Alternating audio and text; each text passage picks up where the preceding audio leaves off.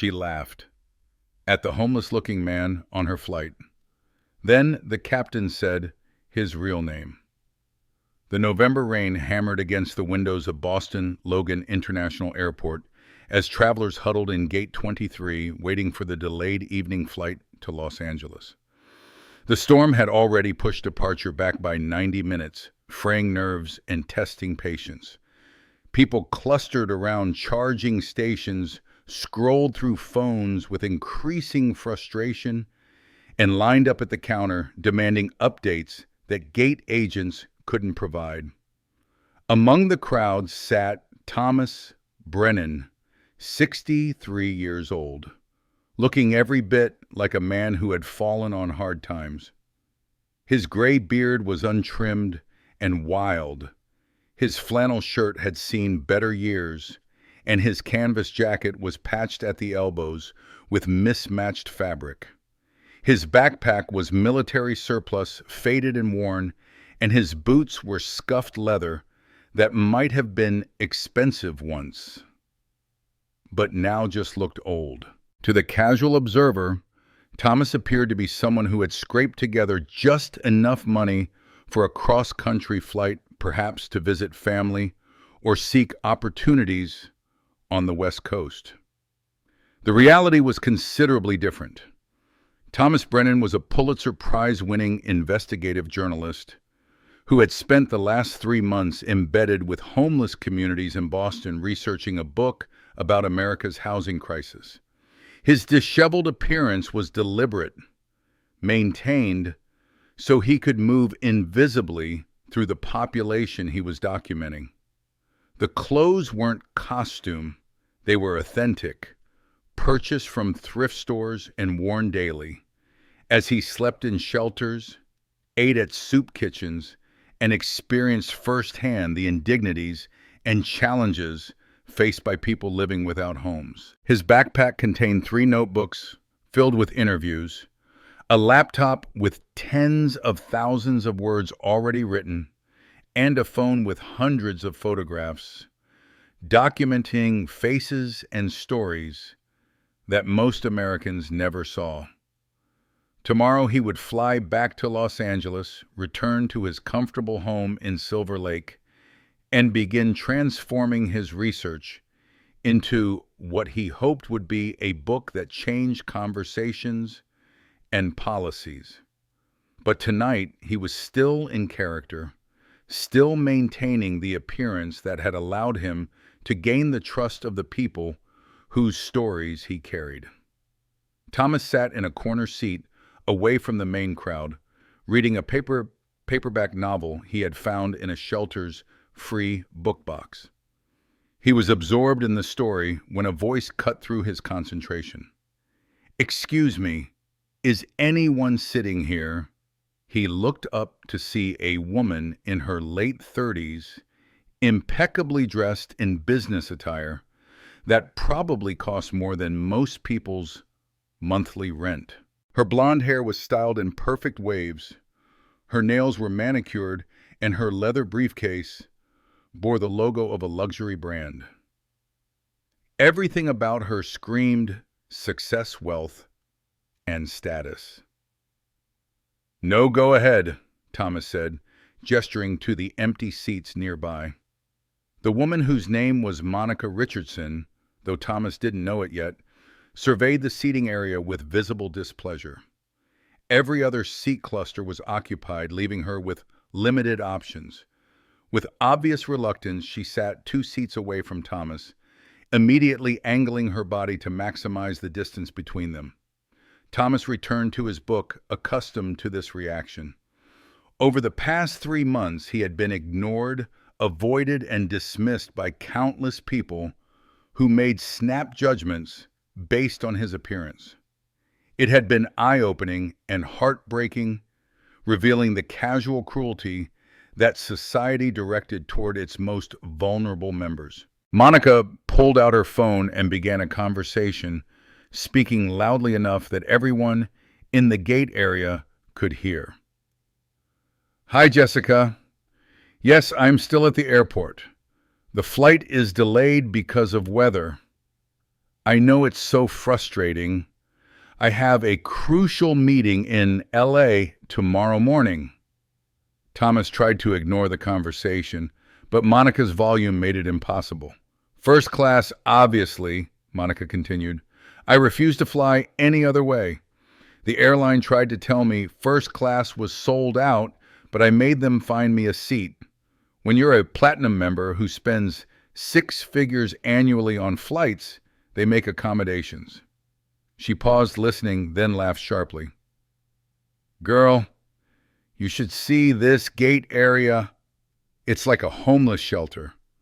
Apparently they'll sell tickets to anyone these days. There's literally a homeless man sitting 2 seats away from me right now. Thomas felt his jaw tighten, but kept his eyes on his book. He had experienced worse over the past months, much worse. But there was something particularly galling about being discussed, as if he were invisible, as if his proximity to this woman was somehow an affront to her sensibilities. I'm serious, Monica went on. He looks like he hasn't showered in weeks. I don't even understand how he afforded a ticket. Probably panhandled outside the terminal. Security should really screen people better. Thomas finally looked up, making direct eye contact with Monica. She had the grace to look momentarily uncomfortable before turning away, but she didn't lower her voice or apologize. Anyway, I have to go, Monica said into her phone. They're probably going to board soon. Yes, I'll text you when I land. Love you too. She ended the call and immediately pulled out her iPad, creating a barrier between herself and Thomas. But every few minutes, she glanced sideways at him, her expression a mixture of distaste and fascination, as if she couldn't quite believe she was forced to share space with someone so obviously beneath her station. The gate agent's voice crackled over the intercom. Ladies and gentlemen, we apologize for the continued delay. The aircraft has arrived and our crew is preparing the cabin. We should begin boarding in approximately 20 minutes. Thank you for your patience. A collective groan rippled through the crowd. Monica sighed dramatically, pulling out her phone again to compose what appeared to be a strongly worded complaint email to the airline.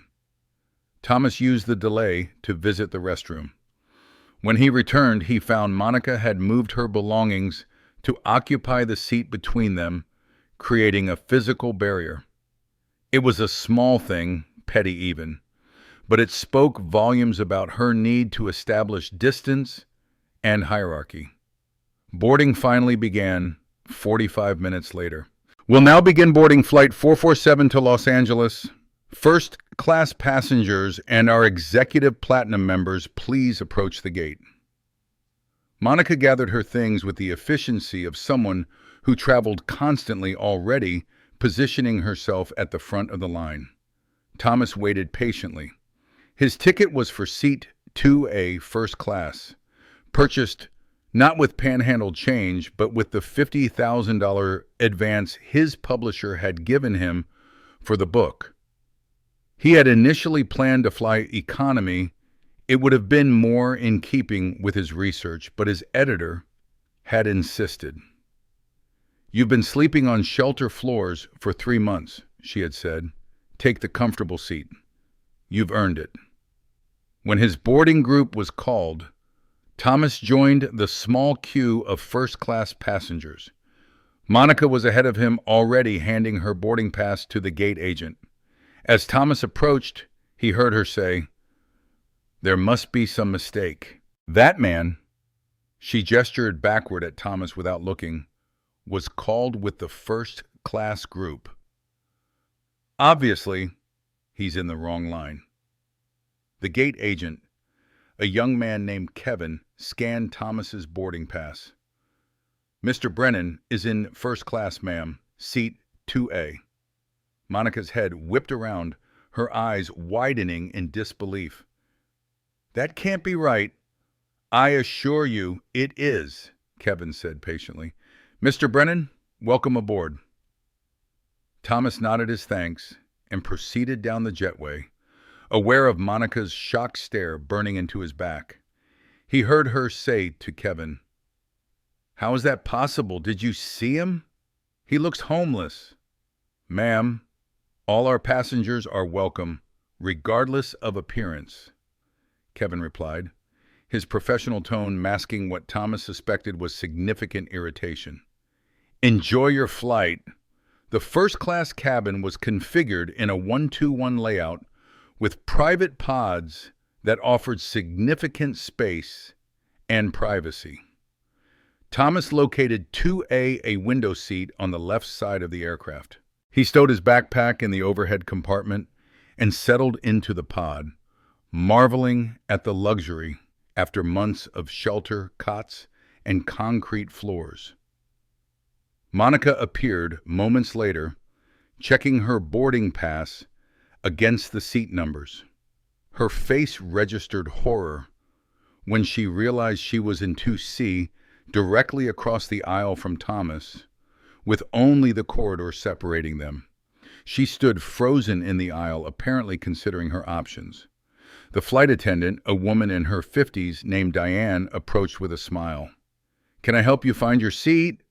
"I'm in 2C, Monica said, her voice tight, "but I'd like to request a seat change." "I'm afraid first class is completely full," Diane said. "Is there a problem?" Monica glanced at Thomas, then back at Diane, lowering her voice to what she apparently thought was a whisper, but was easily audible. "I'd be more comfortable in a different seat, away from certain passengers." Diane followed Monica's gaze to Thomas, and her expression cooled noticeably. "I see. And why would that be?" "I just think there's been some kind of error," Monica said. "That man doesn't belong in first class. Ma'am, every passenger in this cabin has purchased a first-class ticket or has been upgraded according to their status." Diane said, her professional courtesy now edged with steel. "Mr. Brennan has as much right to be here as anyone else." "But look at him." Monica's whisper was becoming more insistent, edging toward a normal speaking voice. "He's clearly not the typical first-class passenger. I have concerns about hygiene, about—" "Ma'am," Diane interrupted firmly, "I'm going to ask you to take your seat. If you continue to express discriminatory concerns about a fellow passenger, I'll have to ask the captain to make a decision about your continued presence on this flight." The threat hung in the air. Monica's face flushed red, but she had enough self-preservation to recognize that she was on the verge of being removed from the aircraft entirely. She moved stiffly to her seat and sat down, her movements sharp with barely contained anger. Thomas had watched the entire exchange with a mixture of amusement and sadness. In his months of research, he had documented dozens of similar incidents, people with homes being cruel to people, without them assuming the worst, denying basic dignity. But experiencing it, directed at himself, even though he wasn't actually homeless, gave him a visceral understanding of how dehumanizing these encounters were. Diane stopped by Thomas's seat, leaning down to speak quietly. "Mr. Brennan, I apologize for that situation. Can I get you something to drink before we take off?" "Just water, please," Thomas said with a kind smile. "And thank you for handling that professionally." "It's our policy to treat all passengers with respect," Diane said. "Unfortunately, not all passengers extend the same courtesy to each other." As the boarding process continued and the cabin filled, Monica made no attempt to hide her displeasure. She sighed dramatically, muttered to herself, and made a show of using hand sanitizer repeatedly. When other passengers glanced at Thomas with curiosity, his appearance was certainly unusual, for first-class Monica would catch their eye and give knowing looks, building a silent coalition of judgment. Thomas tried to ignore it, pulling out one of his notebooks to review his notes.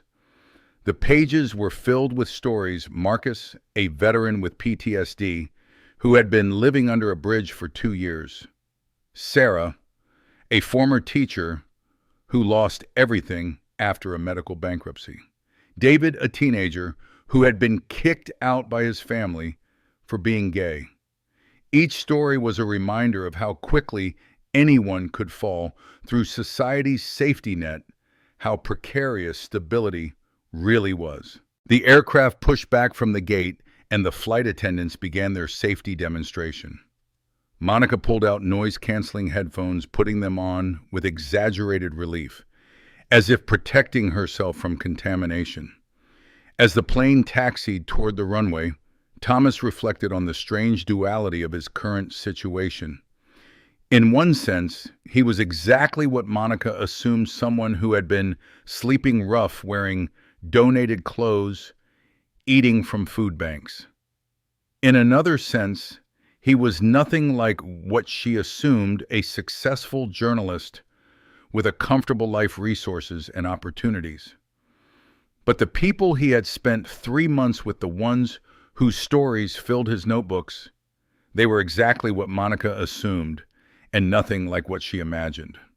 They were human beings with hopes and dreams and dignity, reduced in the eyes of people like Monica to objects of disgust and avoidance.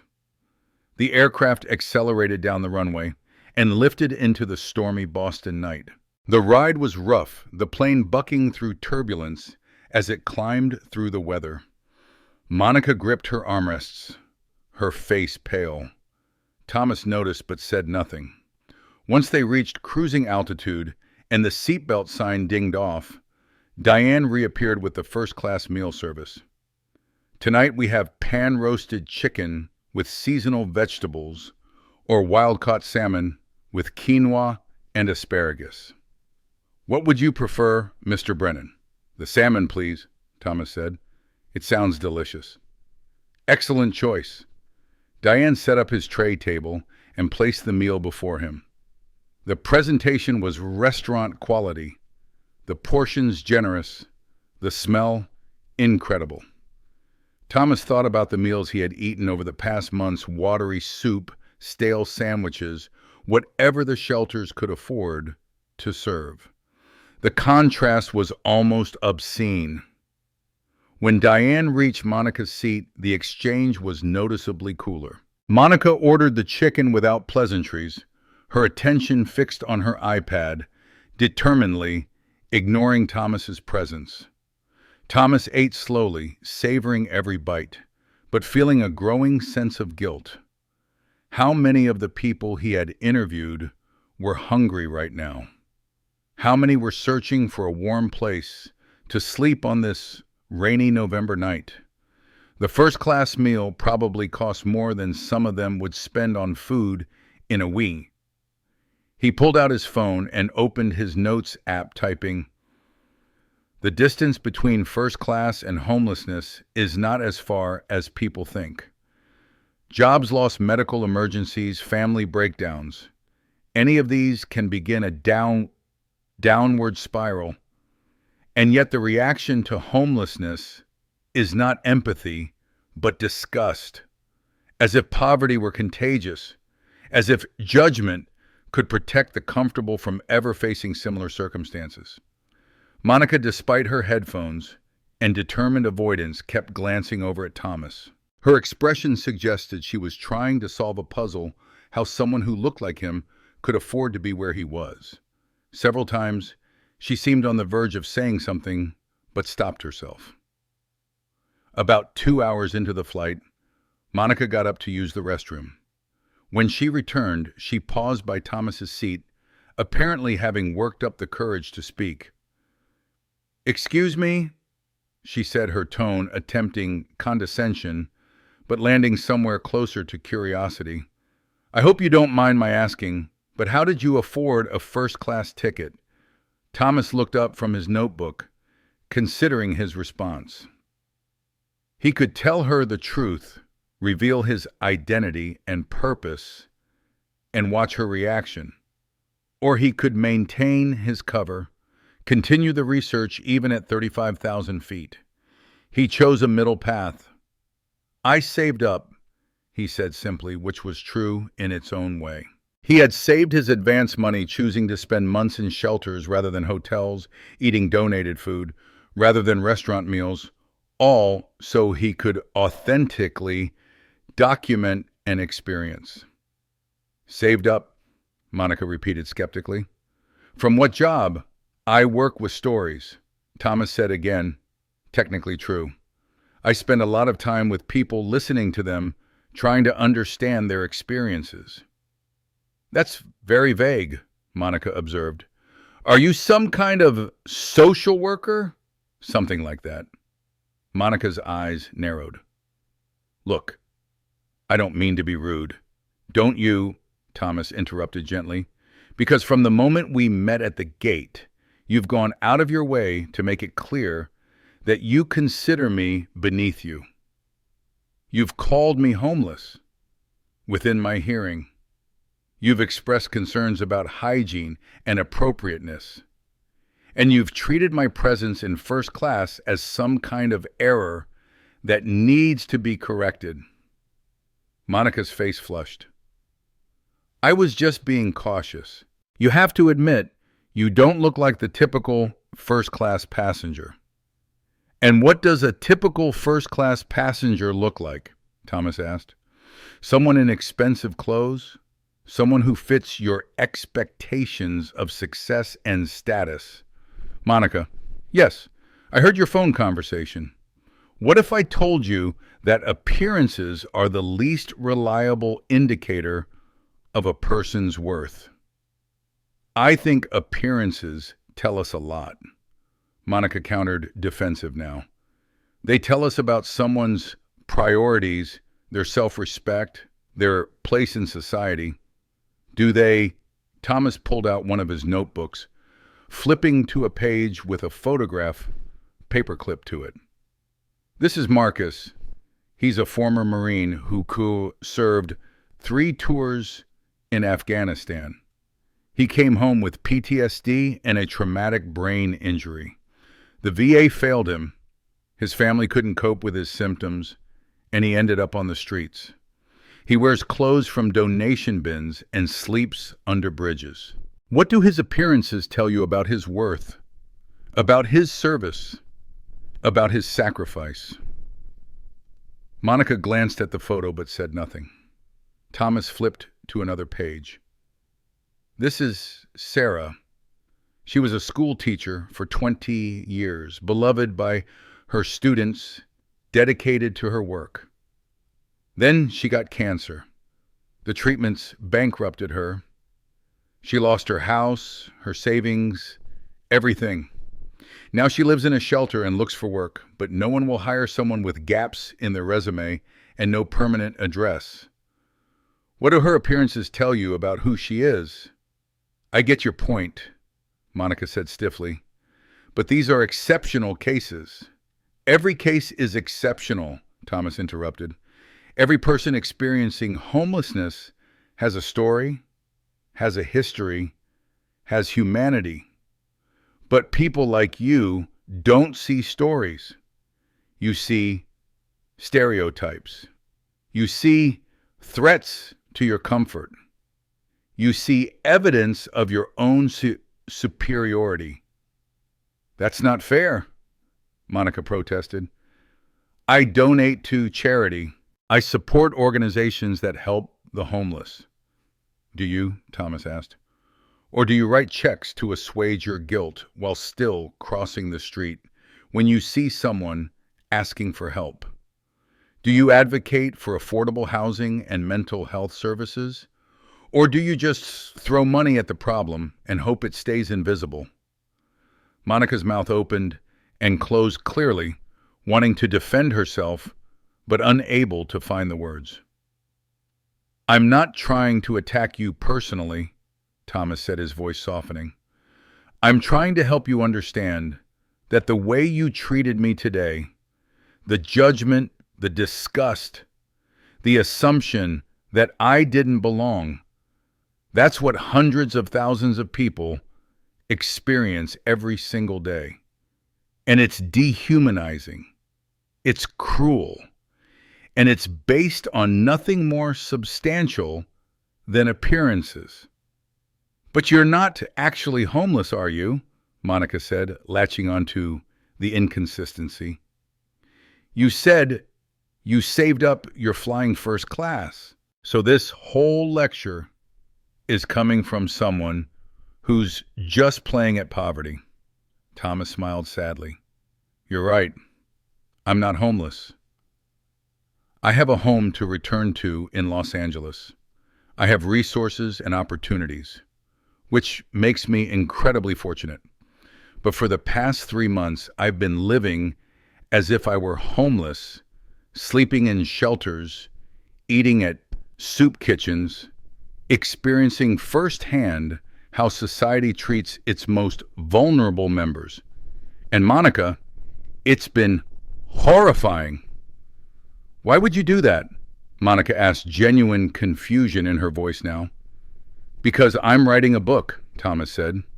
A book about America's homelessness crisis, about the policies that fail people, about the prejudices that keep us from solving the problem.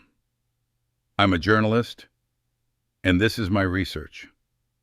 Monica stared at him, pieces clicking into place. You're a journalist? Like a real journalist. Pulitzer Prize winner, actually, Thomas said without ego. I've written 6 books on social issues. This will be my 7th. The color drained from Monica's face as she realized the full implications. Oh my God, you're going to write about this flight, aren't you? About me. I'm going to write about the attitudes and prejudices I've encountered, Thomas said. Whether that includes you specifically depends on whether this conversation leads anywhere meaningful. Meaningful? How? Monica's voice was small, Al, defensive. That's up to you, Thomas said. You can dismiss everything I've said, go back to your seat, and continue living in a world where appearances equal worth.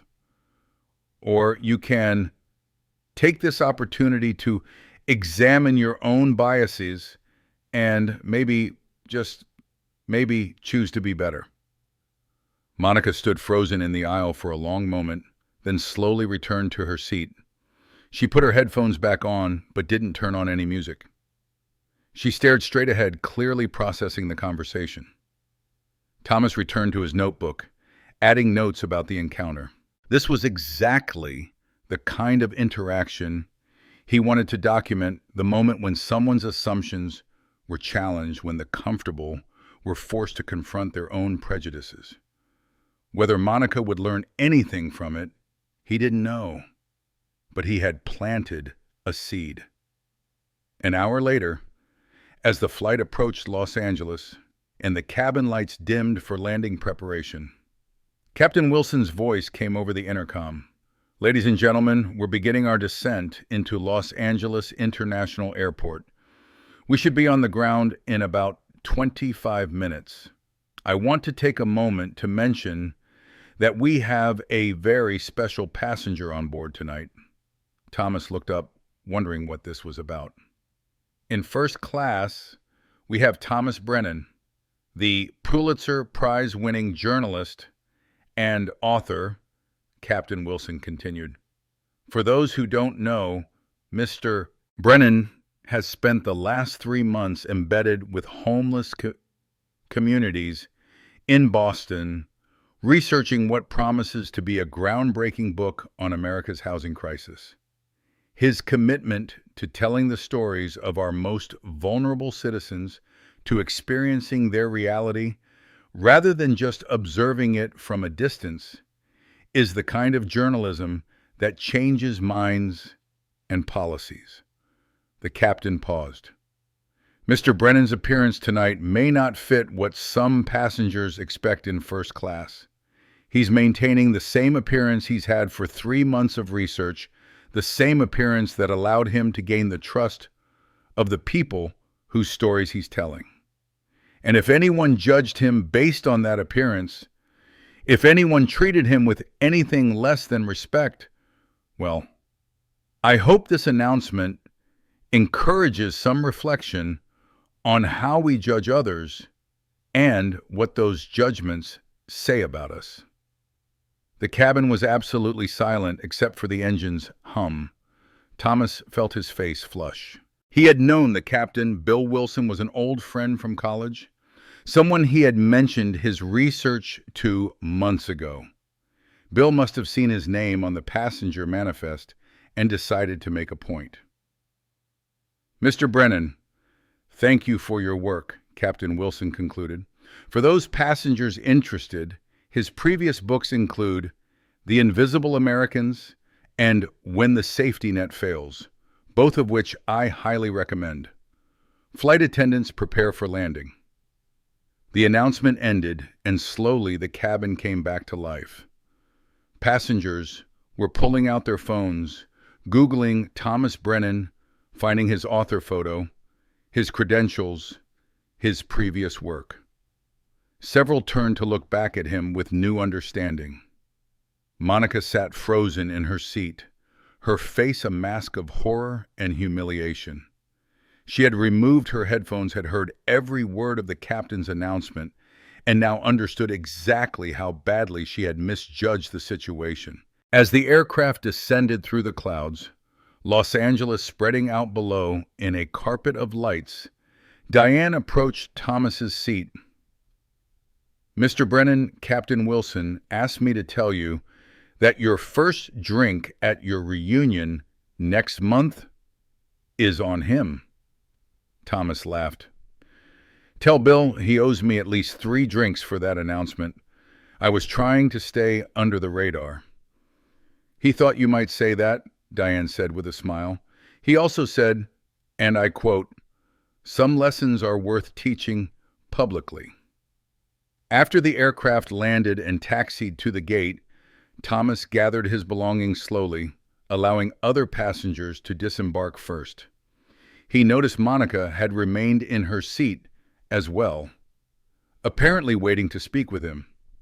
When the cabin had mostly cleared, she approached his seat, her expression a mixture of shame and desperation. "Mr. Brennan, I need to apologize. I was cruel and judgmental, and everything you said about me was right. I'm so sorry." Thomas studied her face, trying to gauge whether this was genuine remorse or just fear of being included in his book. "What are you sorry for specifically?" "For judging you based on your appearance," Monica said. "For treating you like you didn't deserve to be in first class. For making assumptions about your worth as a person based on your clothes and how you looked." "And," Thomas prompted. Monica looked confused. "And are you sorry because you misjudged me specifically? Because I turned out to be someone important and successful? Or are you sorry for the attitude itself? Because if it's the former, you've learned nothing." Understanding dawned on Monica's face. "You're right. If you had actually been homeless, if you had been exactly what I assumed you were, I still should have treated you with respect and dignity. The problem wasn't that I misjudged your status. The problem is that I think status matters in the first place." "Now, we're getting somewhere," Thomas said quietly. "I don't know how to be better," Monica admitted. "I've spent my whole life climbing corporate ladders, measuring my worth by my salary and my title and the things I own. I look at people and immediately categorize them as above me or below me. I don't know how to stop." "It starts with recognizing it," Thomas said, "with being uncomfortable with your own behavior, with choosing in each interaction to see people as human beings first, rather than as members of social hierarchies." Monica nodded slowly. "Can I ask you something? When you return to your normal life, When you're back to being a successful author, how will you avoid falling into the same traps? How will you remember what you learned during these 3 months? It was a good question, one Thomas had asked himself repeatedly. By continuing to tell these stories, he said, by using whatever platform I have to keep people's attention focused on the problem, by donating most of the proceeds from this book to organizations doing actual work to end homelessness, by never forgetting that the only thing separating me from the people I lived with these past months was luck and circumstance. Can I give you my card? Monica asked. I'd like to read your book when it comes out, and I'd like to know what organizations you're supporting. I want to do more than just write checks. Thomas took the offered business card. Monica Richardson, Vice President of Marketing Biotech Solutions. I'll send you the information when the book is finished, he promised. They walked together up the jetway, and at the terminal, Monica paused. Mr. Brennan, can I ask one more thing? Of course. In your book, when you write about tonight about me, I know I deserve to be exposed as the judgmental person I was. But I hope you'll also mention that I'm trying to be better. Not as an excuse, just as, I don't know, hope that people can change. Thomas smiled. I think that's the whole point, Monica.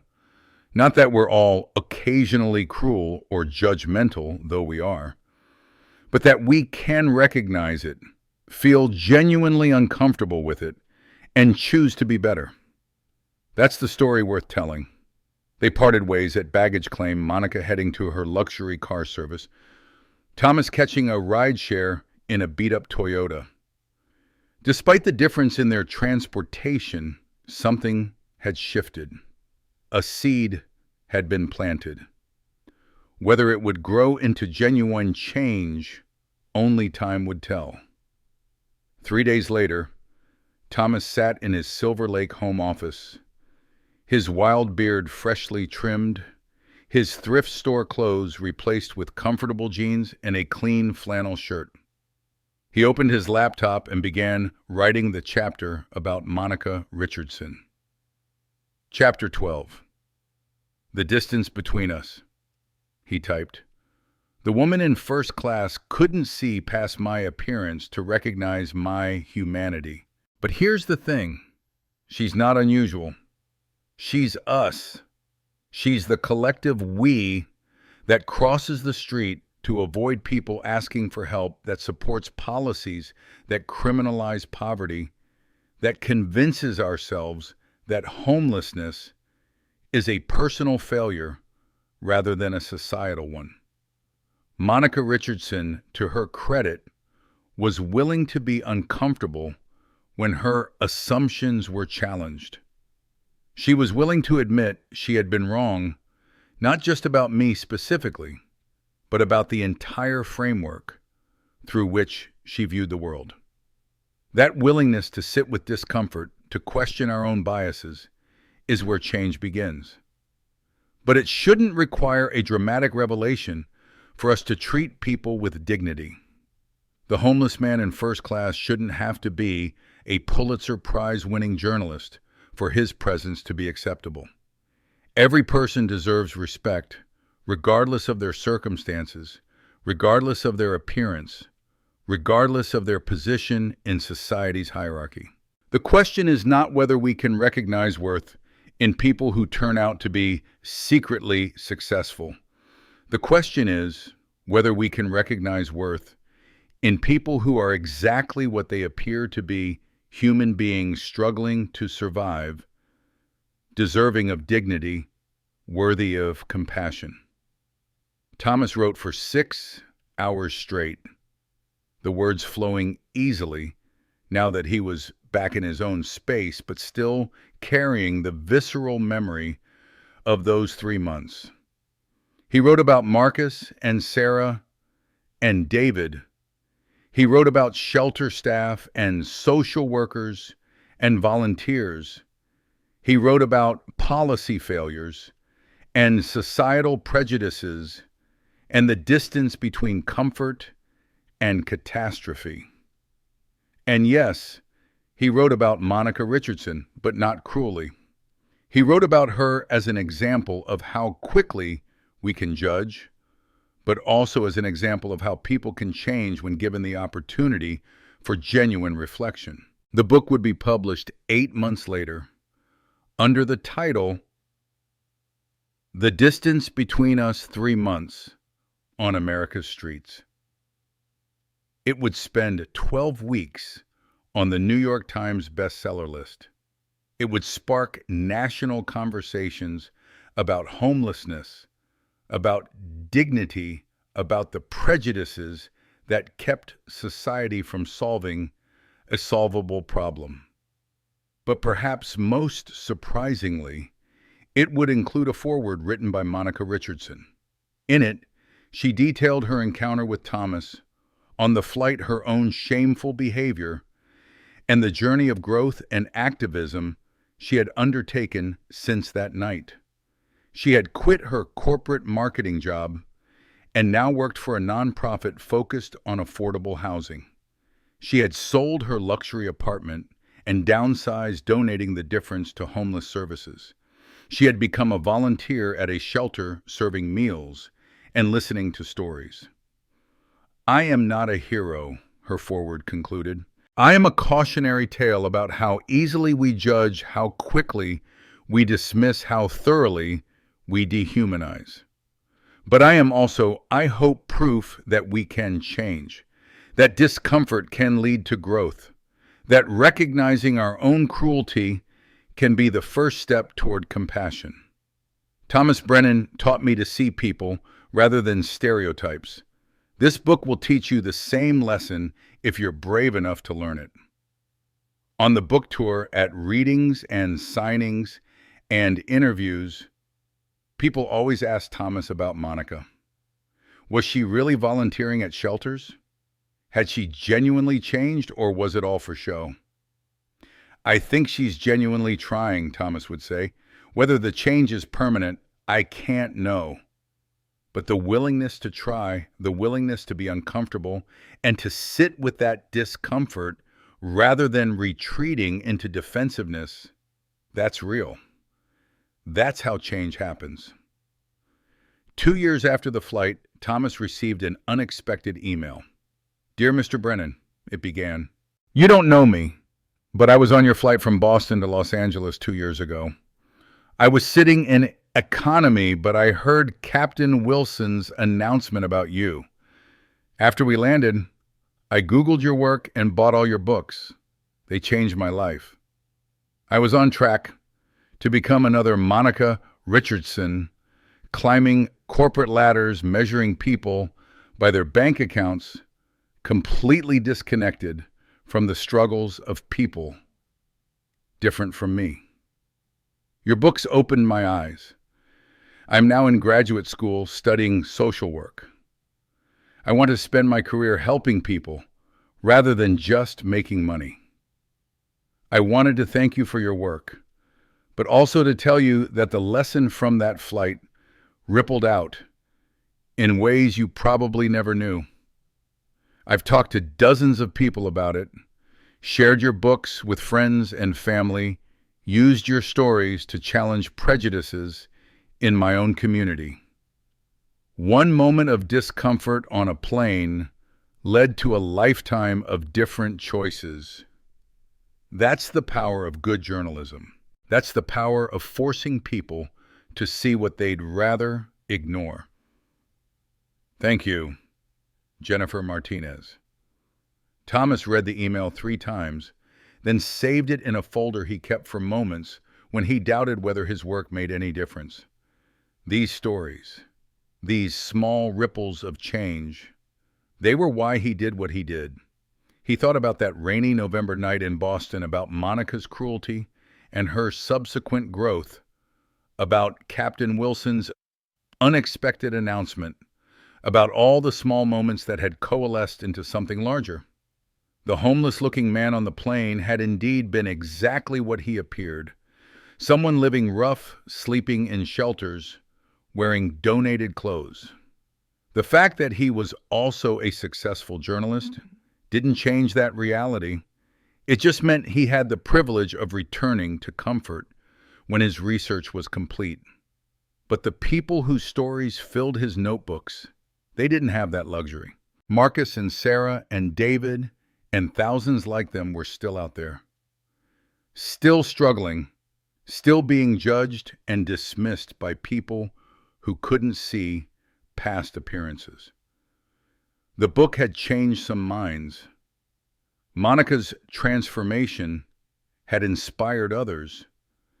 Jennifer's email suggested ripples reaching further than he had known. But the work wasn't done.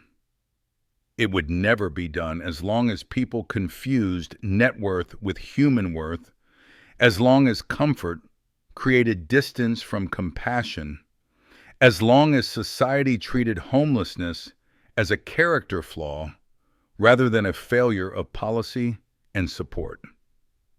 Thomas returned to his laptop and began outlining his next project. There were always more stories to tell, more injustices to expose, more seeds of change to plant. The distance between us was not as great as people imagined. And closing that distance one story at a time, one uncomfortable conversation at a time, one transformed perspective at a time, that was the work of a lifetime. Thomas Brennan, the homeless-looking man from Seat 2A, continued that work with dedication and hope. Because if Monica Richardson could change, anyone could. And that possibility, that hope for growth and transformation, was worth every uncomfortable moment, every judgmental stare, every reminder of society's casual cruelties. The distance between us could be crossed, one person at a time, one story at a time, one flight at a time.